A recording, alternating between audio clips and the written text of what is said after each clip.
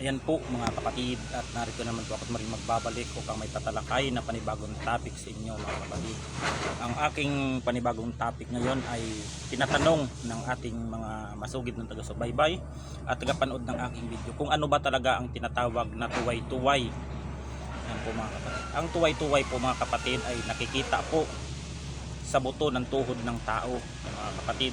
Dalawa po ang uri ng tuway-tuway mga kapatid. May tuway-tuway na mabuti at may tuway-tuway na masama. Ayan po, ang ginagawa po ng mga taong mga antingero o ang mga taong gumagawa ng kaliwa, ayan, ay kinukuha nila yan mga kapatid ng alas 12 ng gabi sa sementeryo. Yan sa may libingan. Kinuhukay nila yan mga kapatid at kinukuha ang tuhod ng isang taong namatay. Yan ang tuway-tuway. Iano natin mga kapatid, atin i-explain sa inyo ang tinatawag na tuway-tuway. Dito po nakikita yan mga kapatid sa tuhod ng dito po. Diyan po yan ang tinatawag na tuway-tuway. Yan.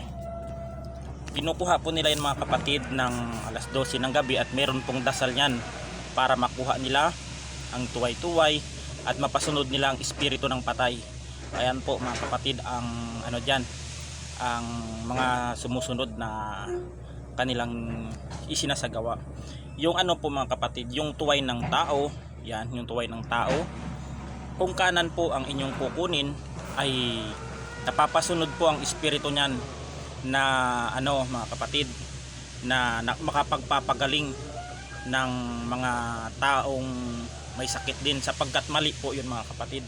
Nagagawin ninyo ang mga bagay na iyan dahil nalabag sa kautusan ng ating Panginoon.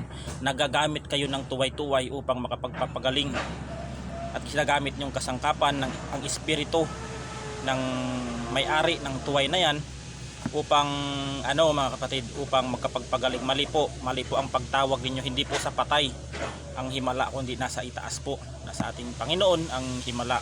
Ang himala po mga kapatid, kung totoong naniniwala ka sa himala ng ating Panginoon, ay tinatawag na ang himala ay hindi nakikita ngunit nararamdaman ng iyong presensya. Yan ang tunay na himala mga kapatid. Yan ang dapat ninyong ilagay sa inyong isip mga kapatid, na mali po yon na kukuha po kayo ng tuway para makapagpapagaling. Ang kasi mga kapatid, ang purpose ng kanan na tuway-tuway ng tao ay nakakapagpagaling yan mga kapatid. Yan, may mga dasal yan. Ang sa kaliwa naman mga kapatid, upang utusan. Ang kaliwang tuway naman ng tao upang utusan ng mga mangkukulam o kung anumang uri ng tao ay ng mga gumagawa niyan, upang utusan ang may-ari ng tuway na yan na pinsalain ang kanilang gustong bibigtamin. Kasi po pag hawak ninyo ang tuway ng isang tao at alam ninyo ang dasal niyan at gusto ninyong utusan o mapasunod, ay kikilos yan mga kapatid. Kung alam niyo ang dasal niyan, dasal pakain sa tuway na yan, ay kayo ang magiging alipin ninyo ang espiritu ng patay niyan, sapagkat nasa inyo ang tuway na tinatawag mga kapatid. Ang tuway ng tuway ng tao na yan na namatay ay kinukuha yan sa sementeryo ng alas 12 ng gabi.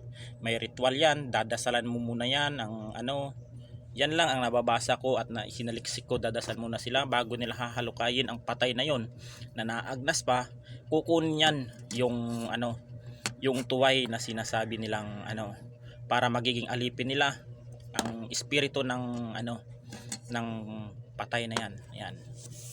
Ang tuway po na nasa kaliwa ay inuutusan po ng mga mangkukulam o kung ano man na ang espiritu ng tao na yan ay po mga kapatid, pipinsalain yung mga gusto nilang pinsalain o bigyan ng sakit. Ayan po. Parang kulam din po yan mga kapatid, ang tinatawag na tuway. Ngunit pag hindi po ninyo nadadasalan, ang tinatawag na tuway na yan ay maaaring magkakasakit ang inyong pamilya at ang inyong pamilya ang gagambalain yan mga kapatid. Parang naaagnas ang inyong pamilya niyan pag hindi ninyo naaalagaan ng dasal pakain ang tuway na yan, dahil po may pagsasakripisyo po dyan ang pagdadasal pakain sa tuway na yan. Marami pong klaseng tuway mga kapatid. Hindi po ako kumukuha ng mga tuway ng tao, sapagkat yan po ay malaking kasalanan po yan sa ating Panginoon na gumagamit ng tuway-tuway na yan, at wala pong kwenta yan. Yan sa mga makakarinig nitong video na ito, Ito lang ay itinuturo ko lang sa tao na nasa tama lang mga kapatid, na huwag tayong gagamit ng tuway dahil masama po yan. Nagagamit tayo ng tuway para makapanakit ng tao, para makapagpagaling. Mali yun mga kapatid, dahil ang tunay na kagalingan ay nasa taas kung ikaw ay tatawag sa kanya. Totoo mga kapatid, gumagamit ako ng tuway pero hindi tuway ng tao. Ito po at aking isa-isahin at ipapaalam sa inyo ang tuway na aking kinukuha, tulad ng tuway ng kalabaw. Ito po ang aking tuway ng kalabaw, yan, na ibinigay sa akin ng aking kaibigan na taga-Aklan na si Bro Jerby Prado. Ito ay tuway ng kalabaw, yan, yung nasa tuhod ng kalabaw na nasa unahan. Ito mga kapatid, ang tuway ng kalabaw ay malakas to ito mga kapatid. Maging malakas ang iyong malakas ang inyong sa pagbubuhat kung mayroong kang tuway ng kalabaw, dahil ang tuway po ng kalabaw ay gamit po sa lakas. Kahit anong bigat yan ng inyong dinadala, ay pag mayroong kayong tuway ng kalabaw ay napakalakas po sa mga pagbubuhat, tulad ng nagbabarbel mga kapatid. Marami po yan. Ang tuway ng kalabaw ay mainam dyan mga kapatid, dahil ang kalabaw ay mas malakas. Yan ang tuway. Ang tuway naman ng baboy ramo mga kapatid, yan kalimitan ang mga ginagamit ng mga sundalo. Yan, sundalo. Yan, ngayon ko lang sasabihin sa inyo, mga sundalo, police ranger, mga pulis. Yan ang tuway ng baboy. Mas maganda yung tuway ng baboy ramo, sapagkat yan po ay napakabilis po yan pag may tangan kang tuway ng baboy ramo. Ito po mga kapatid ay tuway po ito ng kalabaw, yung nasa tuhod. Yan, itong tuway. Iba naman ang tuway ng tao mga kapatid, iba naman. Ito ginagamit ito sa lakas, sa pagbubuhat ng mga tubig o ika nagbabarbel. Yan, maganda ito ang tuway ng kalabaw, dahil sa lakas ng iyong katawan ay matutulungan ka pag mayroon kang tuway ng kalabaw. Ang tuway naman ng baboy ramo lang po mga kapatid, hindi yung native na baboy na nakikita dyan sa sa ating binibenta dyan sa palengke na kulay puti niyan. Hindi po yan. Baboy ramo po ang mainam dyan, yung maliit lang ang tuway niyan, yung nasa tuhod, nasa unahan. Maganda yan mga kapatid sa bilis, dahil ang baboy ramo ay talagang mahirap pong hulihin yan mga kapatid. Yan ang ginagamit ng mga alagad ng batas o naninilbihan sa ating gobyerno, yung baboy ramo na yan. Yan ang tinatawag naman ng tuway ng usa. Yan, maliit lang rin ang tuway ng usa. Yan po ay nagagamit din ang tuway ng usa na yan sa sa liksi at bilis mga kapatid. Kahit yan ang ginagamit ng mga taong magaling sa maraton, mabilis po yan mga kapatid. Meron yung iba dyan, may mga tangan ng tuway ng usa. Yan, ngayon ko lang sasabihin sa inyo. Hindi sila nagsasalita na meron silang tuway na mga ganun. Ang sa usa naman ay mabilis. Tuway ang kanyang purpose naman doon, tuway na nasa bilis at liksi ng kanyang pangatawan. Tignan mo, kahit anong takbo ng usay, hindi po nahihingal yan. Malakas at mabilis ang takbo niyan. Yan ang mga ginagamit ng mga nagmamaraton mga kapatid. Yung iba mga kapatid, yung iba naman nakadepende mga kapatid, dahil yan lang ang pagkakaalam ko na mga nagtatangan ng tuway. Ayan, yan lang po mga kapatid. Ang tuway po ng tao ay masama pong gamitin yan, sapagkat hindi po yan inaalaw. Kahit sa Biblia ay masama po na gumamit ng tuway ng ng tao, sapagkat mali po yun. Yan po ay mga gawain ng mga mangkukulam. Yan, mga tuway. Okay lang tayo mag-alaga ng tuway ng kalabaw, ng tuway ng usa, tuway ng baboy ramo. Yan ang maganda, dahil yan po ay mga mga alagang hayop po yan na mga magkakaroon din ng purpose. Ayan mga kapatid, yan lang ang topic natin ngayon about sa tuway. Naway may matutunan tayo ngayong araw sa mga nag-request na ito, at ating ipopost maya ang tinatawag na tuway.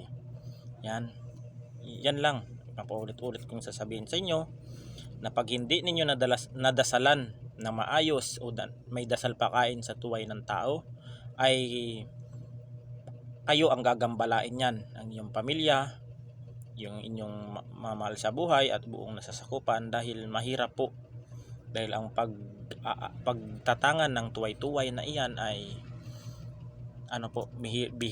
dahil kayo ay sisingilin yan, dahil natutulog yung patay na yan, ay inyong ginising at kinuha yung tuway na yan, at hindi talaga matatahimik ang kaluluwa niyan. Yan, parang din mga kapatid, parang tikbalang din yan mga kapatid. Pag nakukuha mo yung buhok ng tikbalang ay magiging alipin mo. Ganyan din yan sa tao. Pag nakukuha mo yung tuway ng tao na yan, magiging alipin mo yan. Pero may mga proseso at mga pamamaraan dyan para mapasunod mo yung espiritu na yan. Kasi hindi mapapusunod yan pag wala kang ritual o mga hakbang na yung dapat gawin para ito po ang tuway mga kapatid ng kalabaw. Yan, nasa tuhod ng kalabaw yan mga kapatid. Yan. Pero hindi ko to ginagamit mga kapatid sa mga pagbubuhat. Hindi, maraming gustong bilhin itong tuway na ito. Gusto nilang bibilhin sa akin yung tuway na ito. Pero hindi ko binibenta mga kapatid. Dahil ang mga iniregalo sa akin ng aking mga mahal na kaibigan, ayan, sila Bro Jerby Prado, yan, si Bro Rulin, ayan, at si Bro Posyugi ay isa kong mga matatalik na mga kaibigan yan, na isa sa mga nagbibigay sa akin ng mga mutya, yung mga ibinibigay nila sa akin, na alam ng ang mga taong na tunay ang mga mutya ko, ay kahit bilhin pa nila ng ilang libo yan, hindi ko talaga binibigay ang mga mutya na ipinagkaloob nila sa akin, dahil itinuturing ko itong mga kapatid, parang kayamanan ko rin sa nadagdag proteksyon. Yan lang ang aking masasabi. Ito sa nagbigay nito sa akin ng tuway ng kalabaw, ay ako po nagpapasalamat sa iyo Bro Jerby sa yung at tinapik ko ngayon ito, sapagkat wala na rin akong mga ginagawa ngayon. At kanina may pasyente ako sa online at ginamot ko muna bago ako nag live, at para hindi naman natin mapaasa ang ibang mga kapatid, ang ibang mga nagre-request ng topic na iyan. Ayan, sa mga tumatawag sa akin na hindi ko nasasagot, minsan kasi mga kapatid ay busy din ako sa aking mga trabaho at ginagawa, sa aking mga paggagawa ng mga pangontra. Yan, minsan na lang ako makakalabas ng bahay o makakabanding o makakapunta sa aking nanay, dahil busy din ako sa aking mga trabaho. May mga trabaho din ako na ginagawa, kaya minsan bihira lang ninyo ako makita diyan sa labas, na naglalabas ako diyan, sapagkat meron din na nagpapa-tarot card reading, yan, at sa mga nagtitiwala sa akin na nagpagawa ng mga pangontra, ayan. At ating isusunod na topic kung ano ba talaga ang mga sinyalis na about sa ating pangontra, yung tanga ng aking kalmin, dahil may mga sign po yan mga kapatid sa kalmin de Guerra at sa mga anting-anting na mga nagpapa-order sa akin. Ganito yan mga kapatid, at ating talakayin ngayon. Ito po mga kapatid, hindi po ako nagsisiwalat ng kasinungalingan dito, dahil ayaw ko na maligaw ng landas ang mga taong nagtatahak ng lihim ng karunungan, dahil mali po na iligaw natin ng landas ang mga tao. Ayan. At natin mga kapatid, tuunan natin ang pansin kung ano ang mga sinyalis pag sila ay kumuha ng mga pangontra sa akin, kung ano ang mga nagbibigay ng mga pababala sa kanila. Ayan, hanggang dito na lang mga kapatid, at ingat po tayo palagi. Ayan, at God bless us all mga kapatid, at mag-ingat po tayo palagi.